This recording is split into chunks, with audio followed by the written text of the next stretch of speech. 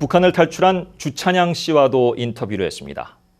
중국을 건너 태국의 감옥까지 다다른 그의 탈북 이야기도 있지만 젊은 세대와의 인터뷰를 통해 북한 세태의 한 부분을 들여다보고자 한국의 대중문화가 북한 사회에 어떤 영향을 끼치고 있는지 증언을 들었습니다.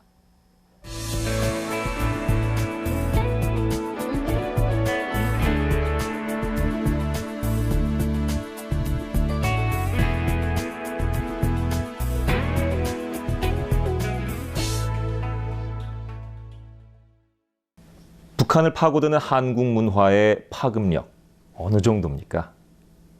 엄청나죠. 그러니까 일단은 그게 단계별로 쫙 거쳐서 경험했던 것 같아요. 그러니까 예전에 뭐 예를 들어서 천국의 계단이면 천국의 계단,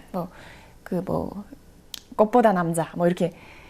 그러니까 드라마나 이런 것들이 흥행이 쫙 하긴 했는데 한국에서 그 드라마나 그런 것들이 방영되면 한 1, 2년 후에 흥행이 되고 했었어요. 몰래 그 흥행이 되는 거죠. CD로. 중국에서 CD를 이렇게 구워가지고 보내더라고요. 장사를 하는 거죠. 근데 저는 그나마 최근에 하는데 그런 것 같아요. 이제는 뭐 한국에서 예를 들어서 뭐 얼마 전에는 왕관의 식구들이라는 드라마가 있었거든요. 그 드라마가 연초에 방영됐다. 그러면 그 드라마가 그 해차대로 북한에 3일 만에 들어가는 거예요. 네, 그래서 뭐 거기서 나오는 뭐 야야야 내 나이가 어때서 그런 노래가 나오면 북에서 다 그게 흥행이 돼서 왜곡해가지고 개사해가지고 예를 들어서 뭐 야야야 내 나이가 어때서 탈북하기 딱 좋은 나이인데 뭐 예를 들어서 뭐 이렇게 개사를 해 부른다든가 아무튼 그 한국에서 흥행되는 뭐 노래라든가 드라마는 북에 그냥 며칠을 두고 금방금방 가는 거예요.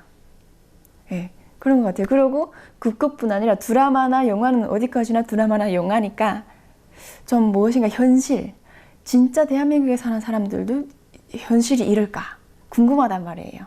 일단은 드라마나 영화 스케일이 북한 내부에서 보던 거랑 너무 다르잖아요. 사상이나 그런 게 들어간 게 아니라 사랑이 들어가고 아픔이 들어가고 막 그러잖아요.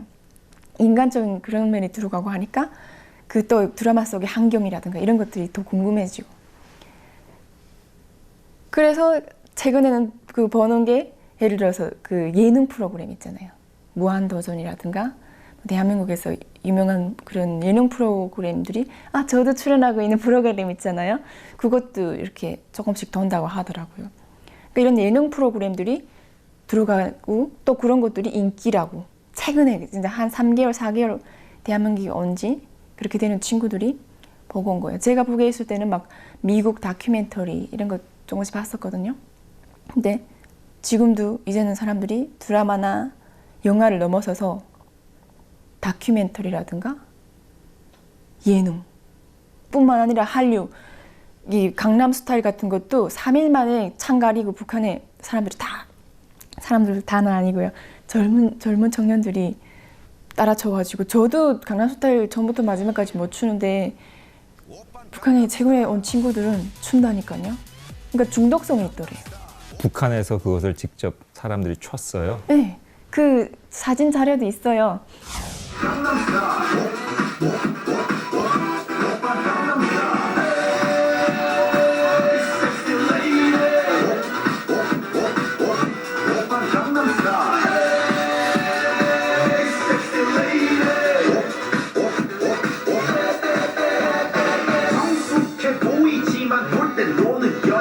이때다 싶으면 묶었던 머리 푸는 여자 가렸지만 웬만한 노출보다 야한 여자 그런 감각적인 여자.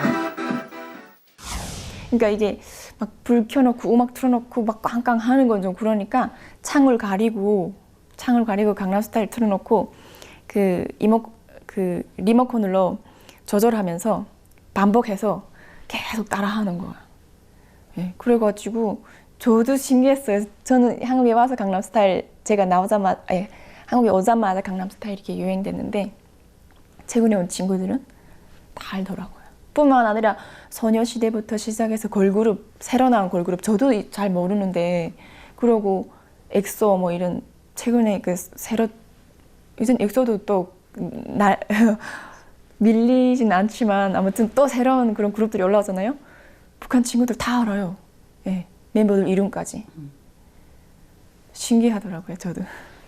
그런 한국 문화를 접할 수 있는 사람들의 어떤 사회적인 지위나 수준이 어느 정도인가요? 근데 그걸 안전하게 봐야 되거든요. 너무 위험하니까. 들떡 걸리면 뇌물을 엄청 거의 주던가 아니면 또 뭐 감방에 가서 며칠 있던가 막노동 하든가 해야 되거든요. 그래서 저 같은 경우는 그렇게 그랬어요. 그 아버지가 뭐 보이부 관련된 일 한다든가 아니면 좀 엄청난 지위가 있잖아요. 친구의 아버지가. 그러면 그 친구랑 같이 친하는 거예요. 그래가지고 그 친구네 집에 가서 보는 거예요. 그럼 그 집 아버지도 자기 자녀랑 같이 보는 친구들인데는 일단 신뢰를 줘요. 그래서 그냥 뭐 아빠가 들어와도 그냥 인사나 하고 저희는 그냥 볼 거 보고 이랬었거든요. 그러니까 일단 그렇게 보면 좀 안전하죠. 근데 또 동네에서 또 그런 것도 있어요. 몰아서 보는 경우도 있거든요. 저희 동네에서는 동네에 집이 유난히 큰 집이 있어요. 그럼 그 집에 TV 사잖아요. 그 DVD 플레이어랑 그 중국에서 들어오는 걸 사놓으면 그런 거 없는 집에서 CD나 이런 것들을 구해가지고 가는 거예요. 그래서 그냥 보는 거를 뭐 두세 명이 모여서 보는 경우도 있지만 저희 동네에서는 여러 명이 집합해서 봤어요. 아니면 여러 가족이. 약간 좀 통하는 가족이라고 해야죠. 예, 친한 가족들 있잖아요. 그래가지고 한국 뭐 영화랑 보고 제임스 본드랑가도 그때 봤었고 막 봤었는데 3일씩 막 잠 안 자고 막 봤던 적도 있거든요. 근데 나가서 절대 애들인데 한국 영화 봤단 말 하지 못하게 하고 그러고 봤었거든요. 아무튼 그래서 제가 볼 때는 대부분 다 이렇게 간접적으로든 어떻게 하든 그 다 접하거든요. 대부분 간혹 정말 그런데 발길도 못 가는 친구가 있다. 예를 들어서 학교 가서 책상머리에 앉아서 영화를 봤던 친구들이 또 그것도 설명하기를 또 좋아하는 친구들이 있어요. 그러면 애들이 수업 시간 10분 딱 휴식정이 울리면 따다다닥 책상 거기 주위에 몰려가지고 어제 그 천국의 계단 빨리 마주 해달라고 막 얘기하기도 하고 그러면 그렇게라도 듣는 거예요. 아무튼 예, 한류 문화가 정말 세계적이기도 하지만 북한 내부에서도 엄청난 인기거든요, 진짜. 그것에 대해서 북한 정권의 어떤 그런 좀 제한하는 그런 활동이 좀 더 거세지지 않나요? 아니면 통제가 불가능할 정도로 지금 너무 넓게 확산이 됐나요? 그러니까 북한 정부에서 무엇이든 먼저 허락해 주는 건 없었던 것 같아요. 그러니까 주민들이 그렇다 해서 시위를 한 것도 아니지만 시 못지않게 북한 정부에서도 제재 못할 그런 힘들이 계속 나오는 것 같아요. 그러니까 그게 뭐냐면요. 예를 들어서 장마당.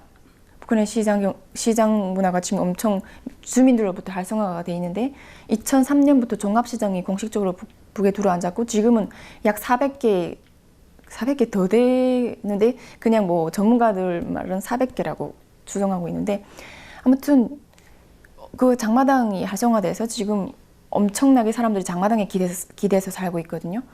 이것도 주민들이 한 거예요. 그러니까 처음에 한두 명 할 때는 처벌하고 잡아가고 했어요.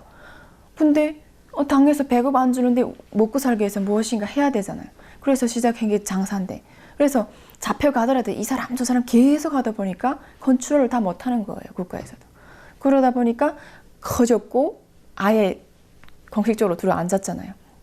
마찬가지인 것 같아요. 예를 들어서 CD 플레이어 이거 CD 같은 것도 예를 들어서 전기가 왔다 보다가 전기를 끊고 들어와서 체포해요. 예전에는 무조건 체포해 갔는데 최근에는 뇌물 같은 거 주면 풀려나기도 하는데 뇌물이 작으면 못 풀려날 수도 있어요. 그럼 또 잡혀가고 하긴 하는데 그렇게 잡혀가면서도 사람들은 그 한 번 딱 보기 시작하잖아요. 멈추지 못해요. 진짜 저는 몇 밤 새봤는데 아무튼 그러다 보니까 사람들이 뭐예요? 통제를 하니까 최근에는 USB, SD 카드 이런 것들을 또 사용하는 거예요. 숨기기 쉬운 거. 그러니까 이게 계속 확산되니까 국가에서 통제를 그렇게 클리어하게 깨끗하게 통제를 못해요. 완벽하게. 그래서 변화는 북한 주민들이 이렇게 밑에서 그 변화하는 게 너무 이렇게 거세잖아요. 뭐 공개 처형이요 뭐요 해도 계속 이렇게 하니까 아무튼 주민들로부터의 그런 변화가 엄청나니까 당국이 뭐 따라오던가 아니면 무너지던가 하지 않을까요? 그렇다면 주찬양 씨 개인적인 생각으로는, 개인적인 시각으로는 네. 이렇게 한국 문화에 대한 관심과 이제 외부 세계에 대해서 인식이 넓혀지면서 북한 사회가 어느 정도까지 변하고 바뀔 수 있다고 생각하세요? 북한 사회가 바뀌고 변화하고 하는 게 물론 지금까지 엄청났지만 그게 그 자국 내 국민들의 잠재력으로 이루어진 것도 있지만 그게 다 그 우리가 네트워크, 사회적인 네트워크 연결되는 것 같아요. 북한을 예를 들어서 기준점으로 해가지고 지금은 약 30만 명의 탈북 난민들이 전 세계에 거처하거나 떠돌거나 아니면 정착하거나 하고 있잖아요. 30만 명 하고 연관된 그 사람들의 가족들이 저기 시골 북한의 농촌에서부터 단간부의 친척들까지 다 이렇게 연결되어 있는 거예요. 그러다 보니까 이 세계를 뛰쳐, 그러니까 고난의 행군 때 백업 바쳐 나왔던 분들이 지금은 북한 내부 방방곡곡의 가족들인데 연락을 하고 있단 말이에요. 그러다 보니까 북한 내부에서 그런 활성화될 수 있는 변화들이 그 밖에 있는 가족들이 주는 동기부여 때문이라고도 할 수 있거든요. 그게 접목되면서 더 활성화될 수 있다고 생각하거든요. 그래서 그건 어느 그 정도의 크기는 지금 엄청나지만 우리가 예를 들어서 우리 이번에 심포지엄 그런 행사도 했는데 저는 다가 연관된다고 생각해요. 미국에 와서 잘 정착하는 탈북 난민들 이분들도 다 북한하고 연결돼 있어요. 왜냐하면 가족이 저기 있으니까. 그래서 이런 난민 그 정착 지원부터 시작해서 구출 이 사람들이 또 건강하게 정착을 하면 아까 저희 감독님이랑 말씀하셨던 것처럼 다 그 영향이 미쳐지는 거예요. 그래서 이런 바깥에 우리가 진짜 움직이는 그 동향들이 북한을 포커스해서 더 커지면 커질수록 북한의 변화는 더 가속화된다고 생각하거든요. 그 변화가 북한 정부에서 주는 변화가 아니라 북한 주민들로부터 일어나는 변화. 그래서 저는 제가 앞으로 통일의 리더라고 저는 말 못하겠어요. 왜냐하면 진짜 통일의 리더, 진짜 우리 한반도에 중요한 사람들은 저는 북한 내부에 있다고 생각하거든요. 그 사람들이 일어설 수 있도록 우리가 그 동기부여 해줘야 된다고 저는 생각하거든요. 남이 아니잖아요, 일단. 세계적으로 볼 때는 우리가 뭐 이렇게 뭐 사랑으로 품고 한다. 물론 좋지만 우리는 냉철하게 따져놓고 볼 때 동포잖아요. 한민족이고. 그래서 우리가 그냥 불쌍해서 도와주는 게 아니라 변화하는 이런 잠재력이라든가 그 밑에 주민들인데 포커스해서 그 사람들이 그 잠재력을 계속해서 끌어올려서 터지게 하는 거. 그거는 어느 때라고 말 못하고 우리가 어느 만큼 더 함께 띄워주냐에 따라 달려질 것 같아요.